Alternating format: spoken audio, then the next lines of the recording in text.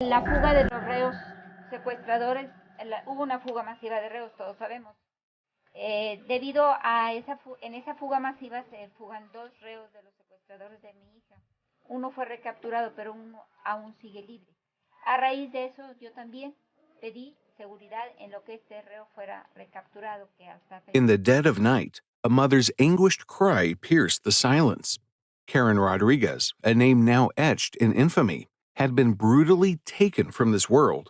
Her mother, Miriam Rodriguez, would not let her daughter's death be just another statistic. She embarked on a harrowing quest, transforming into a modern-day Sherlock Holmes, tracking down every trace of her daughter's kidnappers. Now meet 5 courageous parents who defied the odds, took justice into their own hands, and avenged their children's kidnappings in daring, heart-stopping ways. This is the gripping tale of 5 parents who revenged their kids' cartel kidnappings. Their stories will shock you, inspire you, and leave you on the edge of your seat. Join us as we unravel the tales of their relentless pursuit of justice, each chapter more gripping than the last. And various other victims. You have just endured what looks like a cliché horror movie setup. The noose, dried bloodstains all over the place, stacks of bones and personal belongings, including your daughter's. Bullet holes riddle the surrounding structures. It's in the middle of nowhere down a dirt path. You have just used all of your might, all of your strength and will. Try to imagine your emotions and how you would feel in this moment. Now imagine this. You begin the drive home. You pass a barbecue restaurant. January 23, 2014, was a day that shattered a mother's world and set her on a path of relentless pursuit for justice. Karen Alejandra Salinas Rodriguez, a vibrant young woman, was driving through San Fernando when 2 trucks abruptly pulled up beside her. Armed men forcefully entered her car and swiftly drove away with her, leaving her family in anguish. The Rodriguez family's world turned upside down as they spent weeks desperately trying to bring Karen back home. Their worst fears were confirmed when they discovered that Karen had been taken by members of the notorious Zetas cartel, known for their ruthless kidnappings to fund their criminal operations. Despite the family's desperate efforts to follow the cartel's instructions and pay Karen's ransom, their hopes for her safe return were shattered. Bombarded with a barrage of phone calls, threats, and demands, they found themselves at a dead end. Determined to bring their daughter home, Miriam Elizabeth Rodriguez Martinez took matters into her own hands. She refused to give up, even when authorities seemed to turn a blind eye to her pleas for help. Miriam's relentless pursuit of justice led her to uncover crucial information about her daughter's abduction. With meticulous deductive skills, she pieced together the puzzle surrounding Karen's kidnappers, one clue at a time. Through her perseverance, Miriam identified one of the kidnappers, Sama, and painstakingly tracked him down. Despite facing numerous challenges and dangers, she remained undeterred in her quest for justice. Miriam's unwavering resolve and determination eventually led to the arrest of Sama and 10 other cartel members involved in Karen's abduction. Her tireless efforts not only brought her daughter's kidnappers to justice, but also served as a beacon of hope for countless others affected by similar tragedies. Miriam Rodriguez, a mother who refused to be silenced, who fought against all odds, and who paid the ultimate price to bring her daughter's kidnappers to justice. Her story is a testament to a mother's love, unyielding and unbreakable. In March of 1984, when authorities escorted 25-year-old Jeffrey Doucette through the Baton Rouge airport to face charges of kidnapping and sexual assault on a 12-year-old boy. The victim's father suddenly appeared, shot Doucette while news cameras were rolling. The father, 39-year-old Leon Gary Plauche, pleaded no contest to a reduced charge of manslaughter and today received a suspended sentence with 5 years probation. The judge said prison would serve no useful purpose. In the quiet hum of an ordinary day, Gary Plauche stood at the airport, his heart racing with a mix of anticipation and dread. It was March 16, 1984, a day etched into his memory with the burning intensity of a brand. This wasn't just any day. It was the day he would come face to face with a man who had shattered his world, Jeff Doucet, the karate instructor who had kidnapped his son, Jody. The events leading up to this moment played out like a nightmare from which Gary couldn't awaken. Jody, his innocent son, had fallen victim to Doucet's deceitful guise, lured away under the pretense of a harmless outing. But innocence was a fragile shield against the darkness lurking in the hearts of men. As Gary waited, his mind wandered back to that fateful day when his world imploded. February 19th, 1984, a day like any other, until it wasn't. Doucet, a trusted figure in their community, had betrayed that trust in the most egregious manner possible, spiriting Jody away to the distant shores of the West Coast. The frantic search that followed, the agonizing uncertainty, the gnawing dread that gripped his heart like a vice, all of it led to this moment, this reckoning. Gary wasn't just a father seeking justice. He was a man consumed by an insatiable thirst for retribution. The airport terminal buzzed with life, a stark contrast to the turmoil raging within Gary's soul. Disguised beneath a veneer of composure, he watched, his eyes trained on the entrance, where Doucet would soon emerge, shackled and escorted by the forces of law and order. When Doucet finally appeared, flanked by uniformed officers, Gary's pulse quickened, adrenaline coursing through his veins like a torrential river. This was it, the moment of reckoning, the culmination of a father's unwavering resolve. In one swift motion, Gary seized the opportunity fate had bestowed upon him. Concealed within the folds of his attire lay a weapon, a tool of vengeance, a conduit for justice. As Doucet passed by, oblivious to the storm brewing in Gary's breast, fate intervened with a precision that bordered on divine. The crack of gunfire shattered the air, a deafening roar amidst the cacophony of chaos. Doucet crumpled, his body betraying the weight of his sins, as the world bore witness to the swift hand of justice. Gary's actions, though born of righteous fury, carried consequences. Legal proceedings ensued, casting a shadow over his fleeting moment of triumph.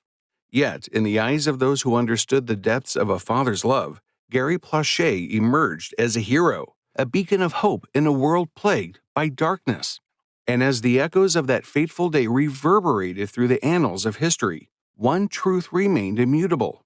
The bond between a parent and child transcends the boundaries of time and space, a love eternal, a flame that burns bright even in the darkest of nights.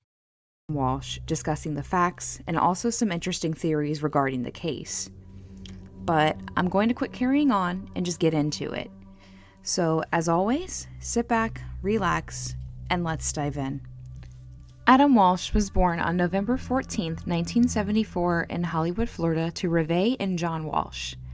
He became a household name when he went missing in 1981. Adam was an only child at the time and the light of his parents' lives. It was a warm summer day in July 1981 when tragedy struck the Walsh family. John Walsh and his wife Reeve were enjoying a vacation in Hollywood, Florida, with their 6-year-old son Adam. Little did they know this family trip would take a horrific turn that would change their lives forever. On July 27th, while John and Reeve were shopping at a local mall, Adam asked if he could stay in the toy department to play video games. It was a decision that would lead to every parent's worst nightmare. When John returned to the toy department to check on Adam, he was nowhere to be found. Frantic, John and Reeve searched the mall, hoping to find their son safe and sound. But Adam was gone, abducted in broad daylight.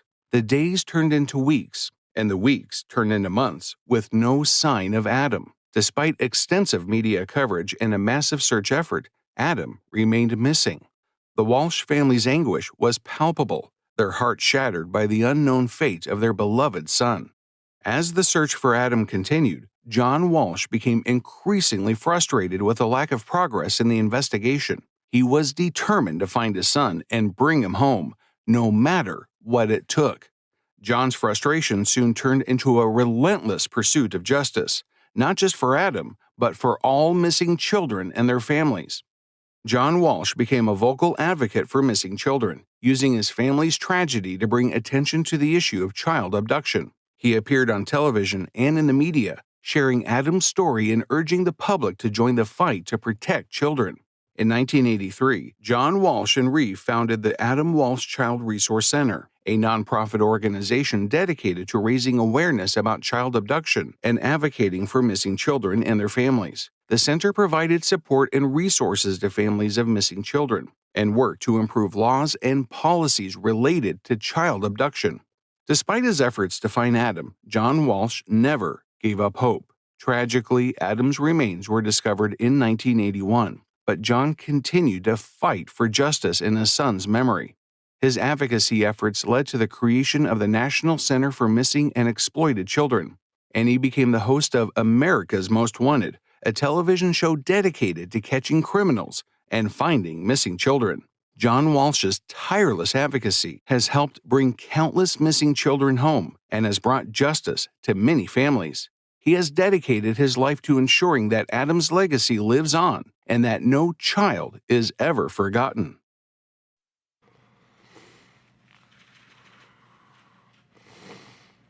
I hope you hear her cries as you try to sleep at night.